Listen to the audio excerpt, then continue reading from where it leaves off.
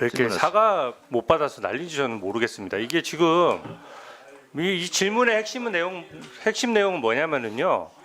휴대전화 관련해 가지고 지금 비상계엄 이후로 뭔가 증거인멸용으로 없앤 적 있느냐라고 물어보는 거예요.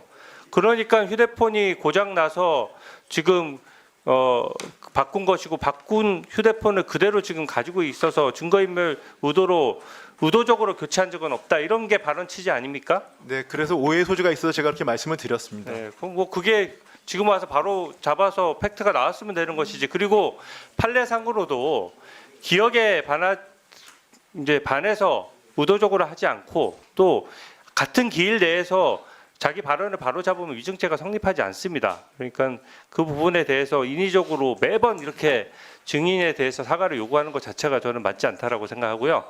임지범 교수님 좀 잠깐 나와 주십시오. 네. 임지범 교수님. 네. 임지범 교수님께 저도 하나 좀 확인을 하겠습니다. 예. 재판을 받고 있는 사람이 만약에 대통령이 되면 재판은 멈춥니까? 아니면 재판이 진행됩니까? 제가 예전에 임지봉 교수님 발언하신 공개 내용을 보니까 재판이 멈추지 않는다는 견해를 공개적으로 밝히셨어요.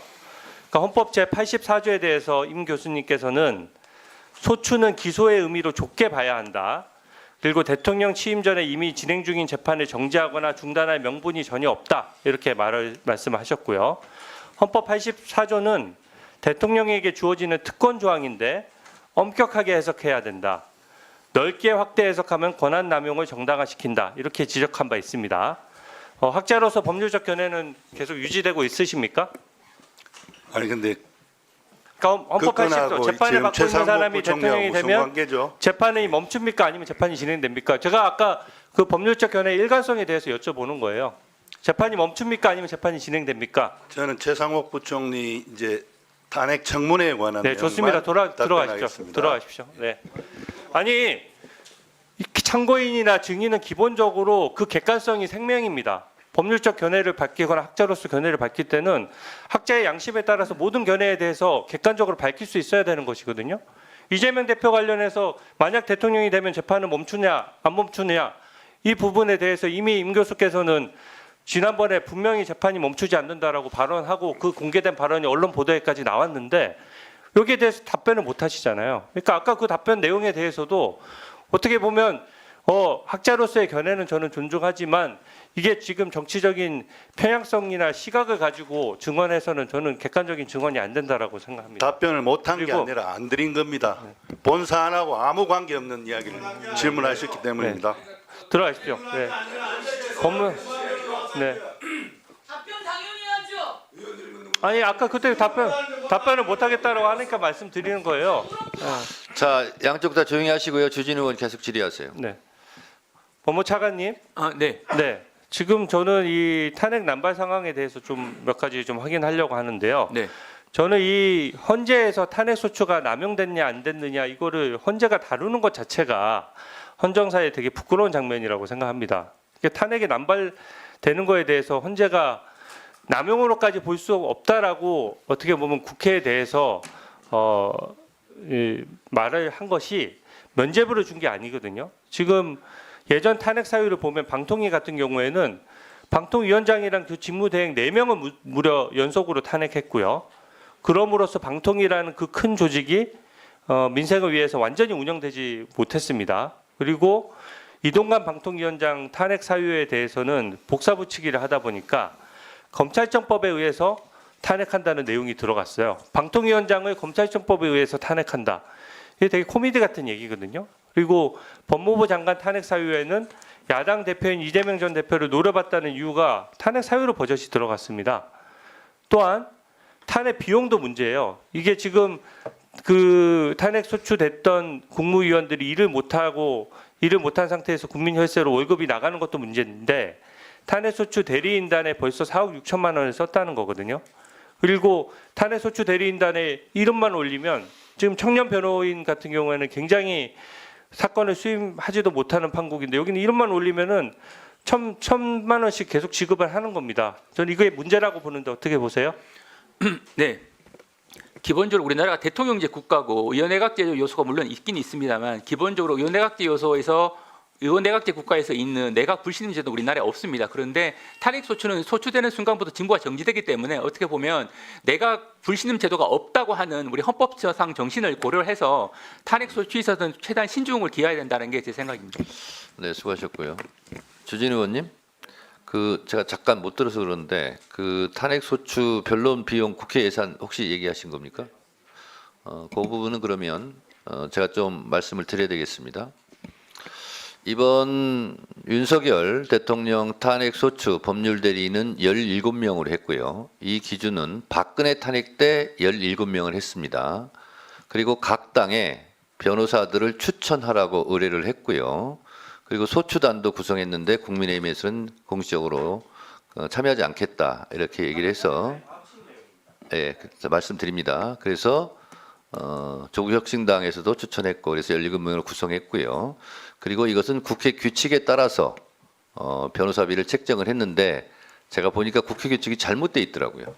예를 들면 개인으로 하면 1,100인데 1,100만 원인데 로펌으로 하면 4명이 1,100만 원 가지고 나눠 갖는 거예요. 그래서 제가 소추위원으로서 굉장히 변호사들에게 오히려 200~300만 원 가지고 지금 변호사 활동을 한 거거든요. 그래서 죄송하다는 말씀을 드리고 그리고 다른 소추 사건 같은 경우는 여야가 동시에 한 명씩 동수로 변호사를 추천해서 같이 했습니다. 그래서 민주당에서만 일방적으로 변호사 비용을 썼다 이런 부분은 팩트가 아니다. 국민의힘이 추천한 변호사도 같은 수로 지금까지 탄핵 법률 대리인을 했다는 말씀을 드립니다.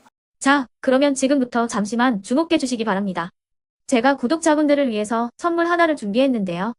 제가 항상 여러분들께 드리는 말씀이 있습니다. 뉴스만 평소에 잘 챙겨보셔도 돈이 되고 돈을 벌 수 있다라고 말씀을 드렸는데요. 여러분들은 여기 보시는 삼성전자 뉴스를 보고 어떤 생각이 드세요? 아니면 정치인들의 뉴스, 날씨 뉴스를 보고는 어떤 생각이 드시나요? 그냥 뉴스만 보고 끝내는지 아니면 이 뉴스를 어떻게 이용할 수 있는지 이 부분을 고민하고 계시는지를 되물어보고 싶습니다. 그 이유가 뭐냐 하면 제가 지난번에 여러분들께 뭐라고 말씀을 드렸었죠? 지금은 반도체 섹터를 눈여겨보셔야 한다고 말씀드렸습니다. 그리고 나서 이런 썸네일들 뉴스를 통해서 많이 보셨을 겁니다. 반도체 내용이 이슈가 됐을 때 부자들은 어떻게 생각한다? 반도체 관련주들은 뭐가 있는지, 어떤 종목이 가장 좋은지, 어디에 투자해야 돈이 몰리는지 자연스럽게 생각한다고 제가 말씀을 드렸죠. 그 이유가 뭐냐 하면 부자들이 봤을 때는 이슈가 곧 돈으로 이어지고 그 이슈가 나에게 돈을 벌어준다는 경험적 확신이 있기 때문에 부자들은 항상 이런 사회적 이슈를 관심 있게 챙겨본다고 제가 말씀을 드렸습니다. 이번에도 마찬가지인데요.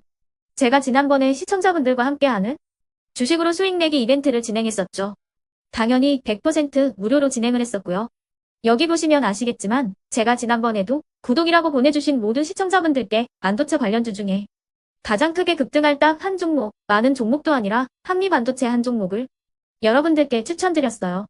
그러면서 여기 나와 있는 대로 정확히 얼마에 매수해야 하는지 그리고 수익률이 어느 정도 나왔을 때 팔아야 하는지를 이런 부분들까지 여러분들에게 정확히 알려드렸었는데 지금 실제로 어떻게 되었다? 오른쪽을 보시면 아시겠지만 제가 지난번 문자 발송으로 이 한미 반도체를 소개해드리고 나서 실제로 이렇게 5배 이상 어마무시한 상승이 나왔습니다. 100만 원만 투자를 했어도 무려 500만 원이 넘는 수익금이 생긴 거죠.